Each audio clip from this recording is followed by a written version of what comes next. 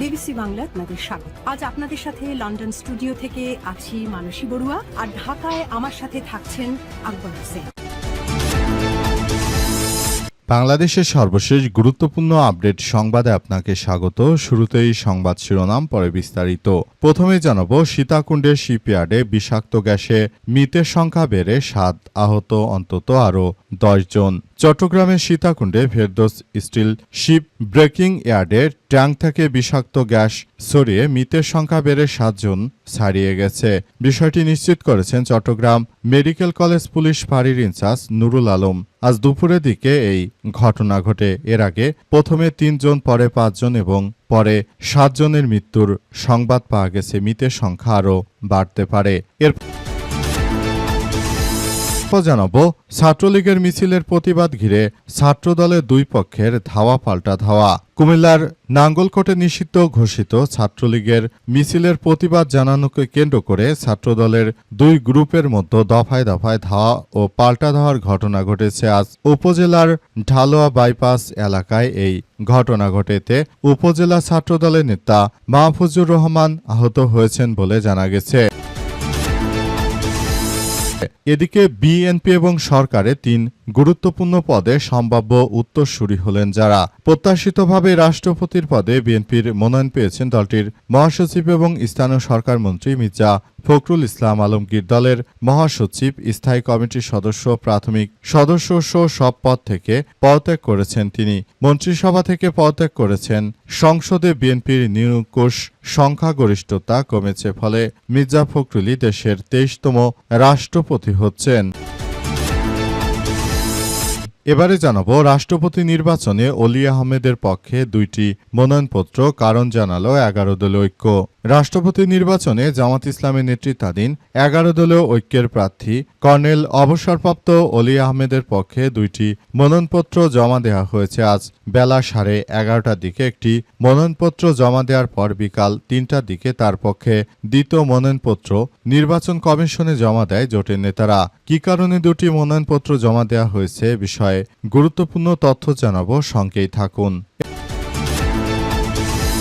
এবং সর্বশেষ জানাবো, কারাগারে ইমরান খানের মৃত্যুর গুঞ্জন, যা জানালো পাকিস্তান। পাকিস্তানের সাবেক প্রধানমন্ত্রী ও পাকিস্তান তেহরিকি ইনসাফ বা পিটার প্রতিষ্ঠাতা ইমরান খানের কারাগারে মৃত্যুর গুঞ্জন ছড়িয়ে পড়ায় দেশজুড়ে তীব্র উত্তেজনা সৃষ্টি হয়েছে। তবে দেশটির সেনাবাহিনীর গণমাধ্যম শাখা ইন্টার সার্ভিসেস পাবলিকেশনস বা রিলেশনস বা ISPR এই গুঞ্জনকে গুজব বলে উড়িয়ে দিয়েছে। ইমরান খান জীবিত এবং রাওয়ালপিন্ডির আদিয়াল কারাগারে বন্দী রয়েছেন বলে জানা গেছে। প্রিয় দর্শক, এতক্ষণ শুনছিলেন সংবাদ শিরোনাম, এবারে বিস্তারিত।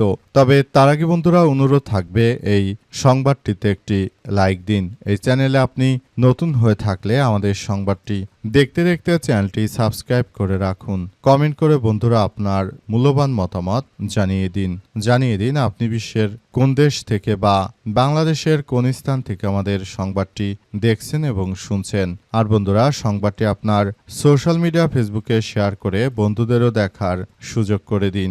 গাজা যুদ্ধে আপনি যদি নিরীহ ফিলিস্তিনিদের ভালোবেসে থাকেন বন্ধুরা, কমেন্টে ইয়েস লিখে পুরো বিশ্ববাসীকে আমাদের এই তাজা আপডেটটি দেখার সুযোগ করে দিন। আর বন্ধুরা, কমেন্টের মাধ্যমে জানিয়ে দিন আপনি বিশ্বের কোন দেশ থেকে বা বাংলাদেশের কোন স্থান থেকে আমাদের সঙ্গে আপনি কানেক্টেড রয়েছেন। এবারে বিস্তারিত।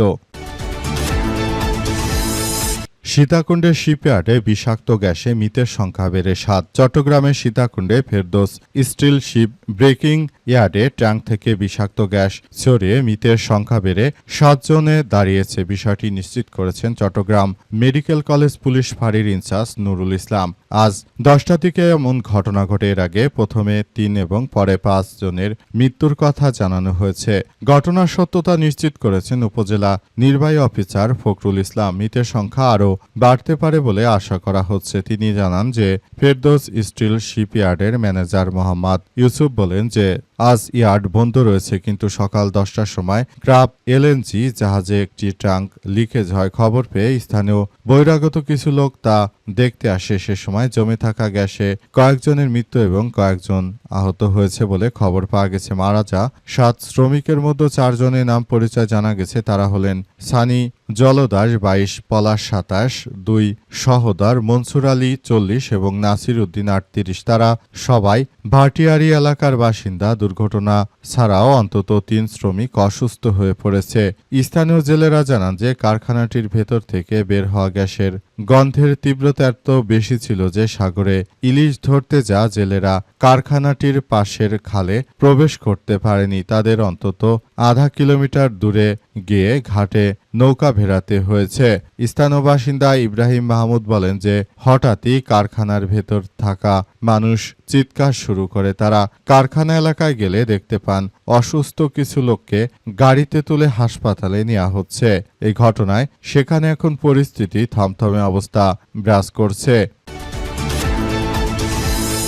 ছাত্রলীগের মিছিলের প্রতিবাদে বিএনপির ছাত্রদলের দুই পক্ষের ধাওয়া পাল্টা ধাওয়া। কুমিল্লার নাঙ্গলকোটে নিষিদ্ধ ঘোষিত ছাত্রলীগের মিছিলের প্রতিবাদ জানানোকে কেন্দ্র করে ছাত্রদলের দুই পক্ষের মধ্যে ধাওয়া ও পাল্টা ধাওয়ার ঘটনা ঘটেছে। এই ঘটনায় এখন পরিস্থিতি থমথমে অবস্থা বিরাজ করছে।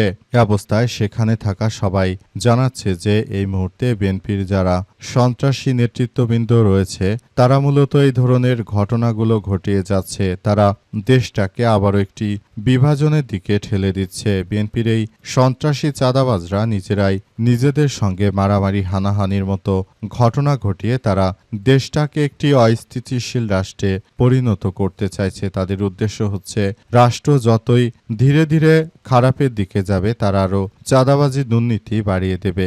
বর্তমানে যে ধরনের ঘটনাগুলো ঘটছে এতে বাংলাদেশ এক ভয়াবহ বিপর্যয়ের মধ্যে চলে যাচ্ছে। অবস্থায় সবাইকে আরও বেশি সতর্ক থাকার জন্য বলা হচ্ছে।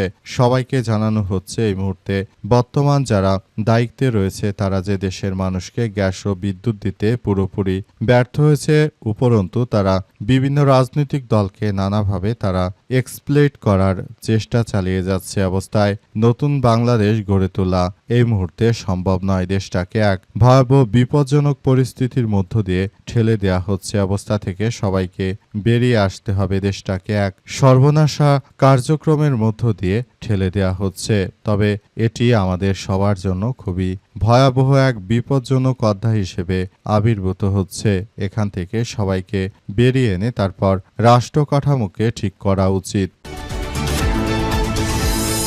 বিএনপি এবং সরকারের 3 গুরুত্বপূর্ণ পদে সম্ভাব্য উত্তরসূরি যারা প্রত্যাশিতভাবে রাষ্ট্রপতির পদে বিএনপির মনোনয়ন পেয়েছেন দলটির মহাসচিব ও স্থানীয় সরকার মন্ত্রী মির্জা ফখরুল ইসলাম আলমগীর। দলের মহাসচিব, স্থায়ী কমিটির সদস্য, প্রাথমিক সদস্য সহ সব পদ থেকে পদত্যাগ করেছেন তিনি। মন্ত্রিসভা থেকে পদত্যাগ করেছেন। সংসদে বিএনপির নিরঙ্কুশ সংখ্যাগরিষ্ঠতা রয়েছে। ফলে মির্জা ফখরুলই দেশের 23তম রাষ্ট্রপতি হচ্ছেন এটা প্রায় পরিষ্কারই। আর তিনি রাষ্ট্রপতি হলে দল এবং সরকারের 3টি পদ ফাঁকা হয়ে যাবে। বিএনপি এবং সরকারের সূত্র বলছে যে রাষ্ট্রপতি নির্বাচিত হলে সংসদ সচিবালয় মির্জা ফখরুল ঠাকুরগাঁওয়ে 1 আসন শূন্য ঘোষণা করবে। এরপরে ওই আসনে নির্বাচন উপনির্বাচন অনুষ্ঠিত হবে। এখন সামনের সময় আসছে বিএনপির অন্যতম গুরুত্বপূর্ণ সাংগঠনিক পদ মহাসচিবের উত্তরসূরি কে হবেন সেই প্রশ্নে মির্জা ফখরুল ইসলাম আলমগীর হলে তার সম্ভাব্য উত্তরসূরি কে এ নিয়ে দলের ভেতরে কয়েকদিন ধরে 3 জন নেতার নাম বেশি আলোচনায় এসেছে। এদের মধ্যে 2 জন দলের স্থায়ী কমিটির সদস্য স্বরাষ্ট্রমন্ত্রী সালাউদ্দিন আহমেদ এবং স্থায়ী কমিটির সদস্য অর্থমন্ত্রী আমির খসরু মাহমুদ চৌধুরী। অন্যজন সিনিয়র যুগ্ম মহাসচিব অ্যাডভোকেট রুহুল কবির রিজভী। বিএনপির অভ্যন্তরীণ সূত্রগুলো বলছে জাতীয় কাউন্সিলের আগে কাউন্সিলকে কেন্দ্র করে দলটি প্রাথমিকভাবে একজন ভারপ্রাপ্ত মহাসচিব নিয়োগ করতে পারে। পরে জাতীয় কাউন্সিল বা তার আশপাশের সময় এ বিষয়ে চূড়ান্ত সিদ্ধান্ত নেওয়া হতে পারে। রুহুল কবির রিজভী নির্বাচন করেনি, তাকে মন্ত্রী সভায়ও আর রাখা হয়নি। তাই মহাসচিবের পদ শূন্য হলে রিজভীকে ভারপ্রাপ্ত মহাসচিব করার সম্ভাবনা বেশি রয়েছে। এছাড়াও স্বরাষ্ট্রমন্ত্রী অ্যানিকে দেওয়া হতে পারে বলে এমন গুঞ্জন শোনা যাচ্ছে। রাষ্ট্রপতি নির্বাচনে অলি আহমেদের পক্ষে 2টি মনোনয়নপত্র কারণ জানালো 11 দলীয় জোট। রাষ্ট্রপতি নির্বাচনে জামাত ইসলামের নেতৃত্বাধীন 11 দলীয় ঐক্যের প্রার্থী কর্নেল অবসরপ্রাপ্ত অলি আহমেদের পক্ষে 2টি মনোনয়নপত্র জমা দেওয়া হয়েছে। বৃহস্পতিবার বেলা 11:30টায় একটি মনোনয়নপত্র জমা দেওয়ার পর বিকাল 3টার দিকে তার পক্ষে দ্বিতীয় মনোনয়নপত্র নির্বাচন কমিশনে জমা দেওয়া।